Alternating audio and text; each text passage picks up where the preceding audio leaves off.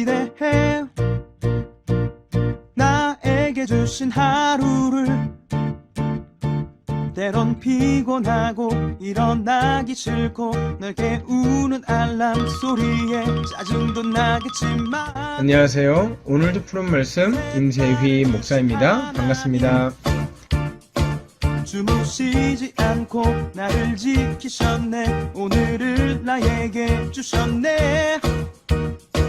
새 말씀 안에 주가 주신 사랑과 은혜와 능. 오늘 하나님께서 우리에게 주시는 말씀은 레위기 23장 15절부터 22절까지 말씀입니다. 안식일 이튿날 곧 너희가 요제로 곡식단을 가져온 날부터 세워서 7 안식일에 수요를 채우고 7 안식일 이튿날까지 합하여 50일을 계수하여 새 소제를 여호와께 드리되 너희의 처소에서 10분의 2 에바로 만든 떡 2개를 가져다가 흔들지니 이는 고운 가루에 누룩을 넣어서 구운 것이요 이는 첫 요제로 여호와께 드리는 것이며 너희는 또 이 떡과 함께 1년 된 흠없는 어린 양 7마리와 어린 숫소 1마리와 순양 2마리를 드리되 이것들을 그 소제와 그 전제 제물과 함께 여호와께 드려서 번제로 삼을지니 이는 화제라 여호와께 향기로운 냄새며 또 수점소 하나로 속죄제를 드리며 1년 된 어린 순양 2마리를 화목제물로 드릴 것이요 제사장은 그 첫 이삭의 떡과 함께 그 2마리 어린 양을 여호와 앞에 흔들어서 요제로 삼을 것이요 이것들은 여호와께 드리는 성물이니 제사장에게 돌릴 것이며 이날에 너희는 너희 중에 성회를 공포하고 어떤 노동도 하지 말지니 이는 너희가 그 거주하는 각처에서 대대로 지킬 영원한 규례니라. 너희 땅에 곡물을 벨 때에 밭 모퉁이까지 다 베지 말며 떨어진 것을 줍지 말고 그것을 가난한 자와 거루민을 위하여 남겨두라. 나는 너희의 하나님 여호와니라. 아멘.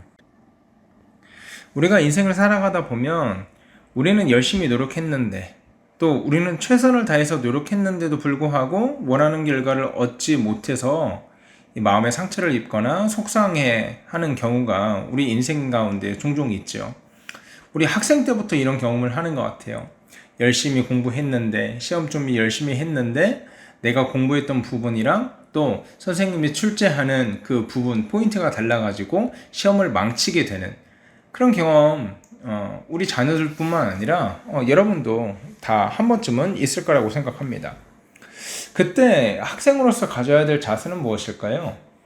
공부해도 안 되네 하고 포기하면 되겠습니까?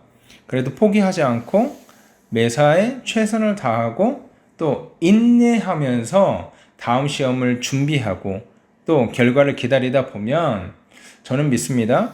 언젠가 반드시 뜻을 이루고 원하는 결과를 얻을 것이다.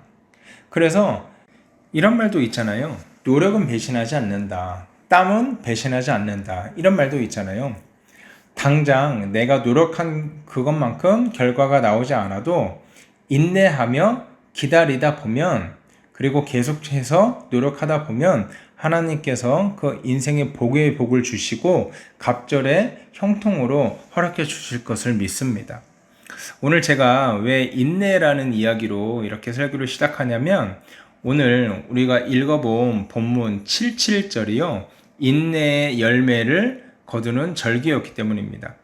우리가 16절 한번 다시 한번 읽어볼까요? 7 안식일 이튿날까지 합하여 50일을 계수하여 새 소제를 여호와께 드리되 라고 이야기를 합니다. 77절은 어떤 날이냐면 첫 보리 이삭 한 단을 하나님께 드렸던 초실절로부터 50일을 세요. 50일을 지난 후에 지키는 추수감사 절기입니다. 그러니까 이 77절이라는 거는 첫 수확한 이후부터 50일 동안 이 인내와 최선을 다해서 각종 곡식들을 기르고 수확하고 최종적으로 추수한 이후에 하나님께 그 은혜를 감사하는 절기거든요. 그러니까 하나님께 하나님 감사합니다. 그 고백이 있으려면요. 하나님 감사합니다. 이렇게 하나님께서 복을 주셨습니다. 이 고백이 있으려면 반드시 있어야 되는 게 뭐라고요? 인내라고요. 오늘 이 77절은 하나님께 감사의 고백을 하기 위해서는 반드시 인내하고 또 기다리고 반드시 땀 흘리고 애쓰는 수고의 시간이 있어야 한다는 것을 우리에게 교육하고 있는 것입니다. 이때는 초실절하고 다르게 이 하나님께서 베풀어 주신 은혜를 더 기억하고 더 많은 감사의 예물을 드려야 했는데요. 18절 한번 보시면 이렇게 나와 있습니다. 또 너희는 이 떡과 함께 1년 된 흠없는 어린 양 7마리와 어린 수수 1마리와 순양 2마리를 드리되 이것들을 그 소제와 그 전제 제물과 함께 여호와께 드려서 번제로 삼을지니 이는 화제라 여호와께 향기로운 냄새며 라고 이야기하고 있습니다.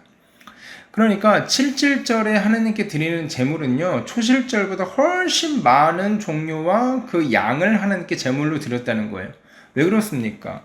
그만큼 풍성한 열매를 주시겠다는 하나님의 약속인 거예요. 그렇기 때문에 걷어들인 곡식들은 내 노력으로 된 것이 아니라 하나님께서 은혜 허락하셔서 베푸신 결과물이라는 것을 이스라엘 백성들은 기억하고 감사해야 했던 것이죠. 사랑하는 여러분, 우리가 열심히 노력하고 열심히 수고하여서 어떤 결과를 얻지만 그 모든 것은 하나님께서 우리에게 은혜 내려주셨기 때문인 것을 우리는 잊어서는 안 되는 것이죠. 그래서 내 두 주먹으로, 내 힘으로, 내 열정으로 모두 다 이루어낸 것 같아 보일지라도 그 중심에는 하나님의 간섭과 하나님의 섭리와 하나님의 자비하심과 하나님의 은혜가 없이는 그 열매 또한 없다는 것을 우리는 인정해야 되며, 또 우리가 그러한 소소한 성공을 맛보았을 때 가장 먼저 하나님께 영광을 돌려야 하는 것입니다. 여러분, 그런데 하나님께만 영광 돌리는 것으로, 하나님께만 감사하는 것으로 끝나서는 안 됩니다. 무엇을 기억해야 됩니까? 가난하고 연약한 자들을 기억하라고 말씀하고 있는 거예요. 22절에 보니까 너희 땅에 곡물을 벨 때에 밥 모퉁이까지 다 베지 말래요. 그리고 떨어진 것을 줍지 말래요. 아니, 그러면 내 밭에서 그런 곡식들을 남겨둬서 뭐 합니까? 중반절부터 나오는데 그것을 가난한 자와 거루민을 위하여 남겨놔라. 나는 너희의 하나님 여호와니라. 무슨 말을 하고 있습니까? 하나님께서 은혜 주셔서 풍년이 들고 또 하나님께 감사했으면 그 감사를, 그 은혜를 말로만 고백하는 것이 아니라 삶으로 나누라는 거예요. 하나님께 너희가 은혜를 받았으니까 그 받은 은혜를 어려운 이웃들과 나누어야 한다, 이렇게 말하고 있는 거죠. 그래서 하나님께서는 가난한 자들을 위해서 추수할 때 너희가 먹을 수 있는 권리가 있음에도 불구하고 다 챙겨 먹지 말고 가난하고 연약한 이웃들을 위해서 남겨두어라, 이렇게 말씀하고 있는 것입니다. 그러므로 여러분, 7.7절은 감사가 넘치는 절기이고 또 이웃 사랑이 풍성하게 넘치는 절기였습니다. 사랑하는 여러분, 우리 그냥 구약의 한 절기로서 7.7절을 지키는 것이 아니라 우리의 하루하루가 또 365일이 7.7절이 되기를 주의 이름으로 소원합니다. 항상 하나님의 은혜를 기억하고 항상 하나님께 감사하며 하나님께서 베풀어 주신 사랑을 이웃에게 흘려보내는 복되고 귀한 성도 되기를 주의 이름으로 소원합니다. 이 시간 기도하실 때 이렇게 기도했으면 좋겠어요. 하나님, 내 인생에서 마주하는 소소한 행복과 소소한 성공들을 하나님께 영광 돌릴 수 있게 우리의 믿음을 훈련시켜 주시고, 또한 이것을 하나님께만 돌리는 것이 아니라 우리 주변에 우리의 도움이 필요한 소외되고 연약한 지체들을 위해서 책임지고 또 그 사랑을 전할 수 있도록 하나님 역사하여 주시옵소서. 이렇게 기도하고요, 오늘 하루 힘차게 살아가는 저와 여러분 되기를 주의 이름으로 소원합니다. 함께 기도하겠습니다.